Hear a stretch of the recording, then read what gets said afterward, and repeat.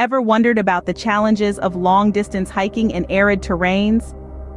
Imagine you're traversing the Arizona Trail or certain segments of the Pacific Crest and Continental Divide Trails. One of the unique challenges you'll face is managing your water supplies. Today we're going to delve into the intricacies of water caching, a lifeline for many an adventurer. Water caching is a common practice in arid terrains where the vast distances between natural water sources make it impractical to carry sufficient supplies.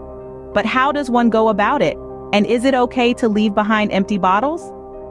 As a seasoned long-distance hiker, I can tell you that while water caching may vary in etiquette, there are some universal guidelines that apply almost everywhere.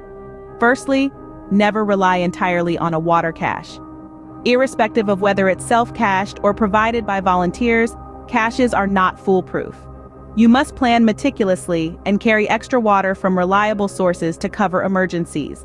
Secondly, always check the legality of caching in the specific area you are hiking. Some land managers prohibit storing anything, including water, for more than 24 hours.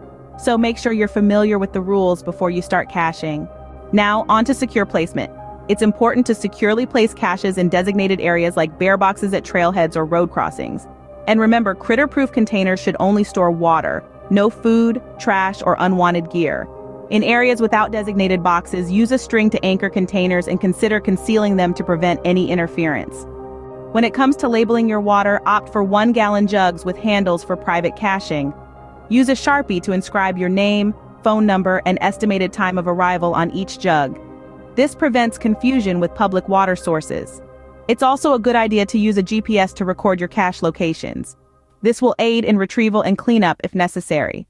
And if you're feeling extra generous, why not share your coordinates with fellow hikers? This encourages community cooperation. Once you've consumed your water, remember to pack out your empty bottles, adhering to the leave no trace principles. Secure the empty bottles outside your pack until you reach a suitable disposal point. If you're on a trail with water supply boxes, it's acceptable to leave any unused water for others. Just label the bottles with "public after this date" to indicate your willingness to share. However, remember to avoid caching food and gear with water. This practice attracts wildlife, contributes to backcountry trash, and may even be illegal in many areas. You might be wondering, is water caching necessary in the desert? While desert trails can pose water challenges, many established trails have volunteer networks providing water for hikers. It's essential to check navigation apps for up-to-date information, but remember, never solely rely on caches. In conclusion, water caching on long-distance hikes can be an invaluable strategy in arid terrains, but it demands extra time, caution, and responsible practices. Upholding leave no trace principles and fostering cooperation within the Thru-Hiker community are crucial for maintaining the support of trail and land managers.